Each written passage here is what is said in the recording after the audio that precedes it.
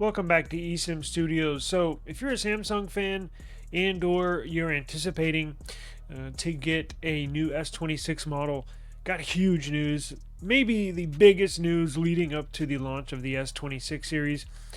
Going to start with that first, but we also have some interesting One UI beta news coming up here shortly. But let's jump into the big news for the S26 series. So, leading up to the S26, we know as we get closer to launch, we're starting to get more and more details as they slowly leak out, like with every other release, right? Now we're starting to know the launch of it, right? Which is going to be in February, maybe late February, early March. They had to delay it slightly. We're knowing some of these specs that we're anticipating. And as I reported, and as a bunch of outlets reported, that the price was going to increase with this S26 series. And then today, you get hit with a sledgehammer. Well, I take that back because that would be bad.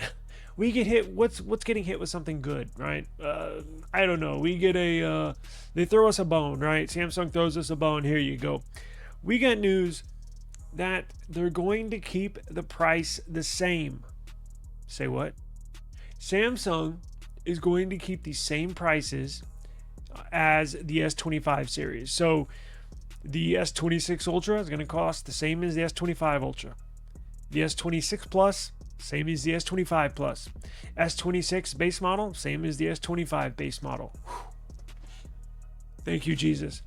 It was almost certain that they were going to increase the price because you have price for parts, you got labor costs going up, literally everything, component prices, everything going straight up, skyrocketing, right? Well, I came across this tweet. Check this out. You're not going to believe this. I came across this tweet. Let me increase it. There we go. I came across this tweet this morning. This is from Anthony. You can follow him if you want. You see the at icon right there. I have been following him for a while. His leaks are dead on. I don't know who his sources are, but typically if he says something, it'll happen, right? So he says no price increases. Samsung will apparently decrease marketing and initial pre-order deals for the Galaxy S26 series. In return, the prices will remain the same. Now, let me repeat that again. Samsung will apparently decrease their marketing budget, meaning you're not going to see as many Samsung S26 commercials or banners or anything of the sort. Now, you'll see some. They're not going to totally cut their marketing budget for this S26 series. They're just going to decrease it. And they're also going... Now, here's the thing. They're also going to decrease initial pre-order deals. That sucks. We'll get into that shortly. For the S26 series, in return, the prices will remain the same. The company will land on a solid pricing plan soon, with executives pushing for as little price increases as possible. So, on the videos that I've made in regards to the price increase, and I've probably made and/or mentioned the price increase with this S26 series a handful of times, right? Maybe 3 or 4 times. I've had a couple dedicated videos on this, and then I mentioned it a couple times in some other context on other videos. But each time I mention it and/or make a video about it, constantly get, and I agree with you. I'm not saying I completely agree with you all. I get a lot of people in the comments saying, this is ridiculous. Samsung is it's one of the biggest companies in the world. They shouldn't increase the prices, and they're not giving you full specs like OnePlus is doing with a spec'd out device, top-notch UFS storage, top-notch RAM, top-notch almost everything, right?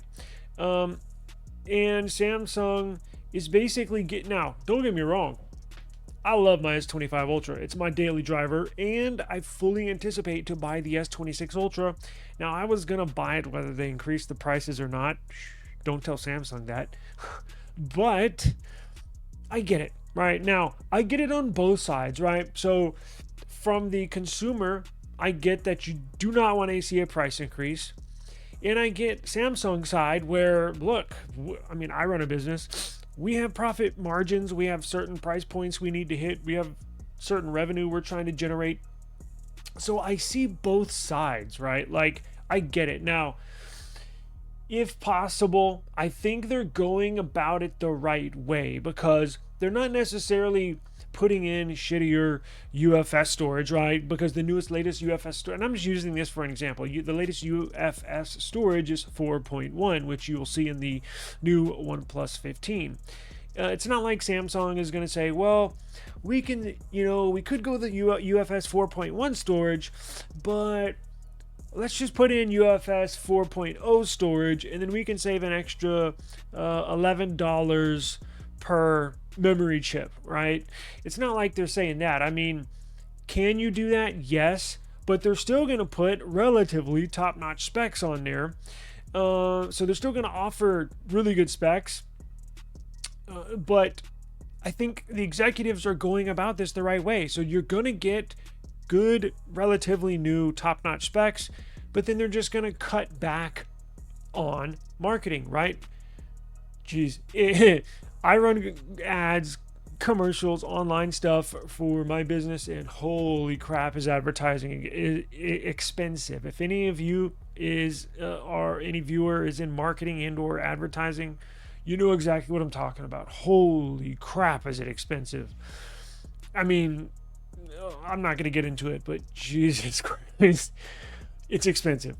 So I think they're going about it the right. Look, they're going to generate a bunch of buzz around this release anyway, right? Like, I'm sure the carriers, because if they say, let's say if they cut $400 million off the top of their marketing budget specifically for this device, well, they've done the math. They know, well, look, if we don't increase the prices, we're gonna miss out on $400 million in profit. And then the Samsung executives are sitting up there and saying, well, let's try to cut $300 million from the marketing budget, and then where else can we save some money?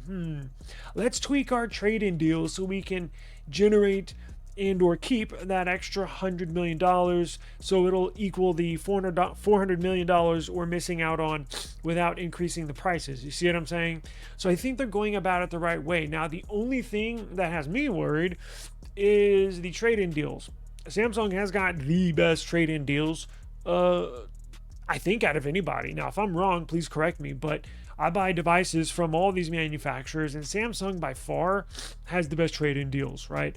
And it's almost to the point where it's so good, you cannot afford to upgrade during the pre-order sales. Meaning, like, you get such a good deal at pre-order, you can't afford to miss the pre-order and then order the phone like 3 months later or 4 months later. I'm not really ready right now.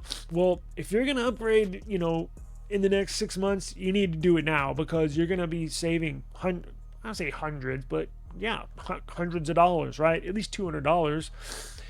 They're really good. Now, I don't know what that means in regards to tweaking the pre-order deals.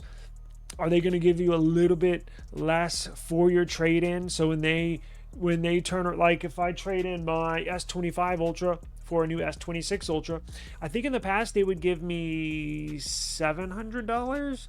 Are they going to give us now $600 for this instead of $700? Probably. Now, don't take my word for it, but I'm assuming that's what they're going to do, because here's what Samsung does. So when you trade this in for the S26 Ultra, what Samsung does is they take this phone and they get it in, they look it over, everything's good, they factory set it, there's no blocks, no cracks, we're good. What they do is they sell this to an aftermarket company that would sell this. So Samsung is just reselling this phone, so they're trying to maximize the value they get for their trade-ins in turn, which will help their profits. But they're also sending you a new phone, right? Because you're buying that. So they're making money two ways: the money that you spend to pay for the upgrade, and then the money they get for selling this device. So there's a number of things they can tweak to keep the prices the same on the S26 Ultra, and I think this is fantastic news if you're planning on getting or thinking about getting a new S26 series device. Now, they're still expensive, don't get me wrong, but holy crap, I thought we were going to see I think these start at $1,290, so $1,300. I thought we were going to see a price increase of like $1,400. I mean, not a price increase, but maybe a price increase of $100, maybe $150, jumping from $1,300 on the S25 Ultra to $1,400 or $1,450 on the S26 Ultra. So, good news on the S26 series. So, and what are you going to get with the new S26 series? Well, you're going to get the new Snapdragon 8 Elite Gen 5. You're going to get a newer, bigger vapor chamber on the Ultra, on the S26 Ultra. Remember, on the S26 and S26 Plus, you're getting the Samsung Exynos 2600. On the Ultra, you're getting the Snapdragon 8 Elite Gen 5.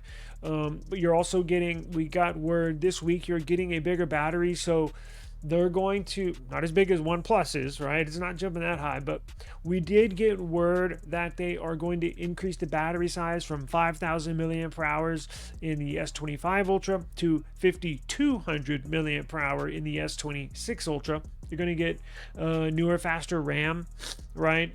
You're going to get the new M14 OLED panel. It's going to be freaking amazing. And speaking of panels, I did confirm they are getting the privacy screensaver, privacy screen shade, where it's not an actual screensaver. It's built into the screen. Now, it'll be an option in the settings where you can block out people viewing of the display from the left or the right of the phone. Like those privacy screen protectors. It'll be like that, but it's built into the phone. Now, you can completely turn it off and have it completely normal, just like that. Or when you activate it, it will basically black out like that when you turn it to the side, right? So when you activate it in the settings, it'll look like this, and when you turn it to the side, it'll go black. Or you can have it as normal. So that'll be a first, right?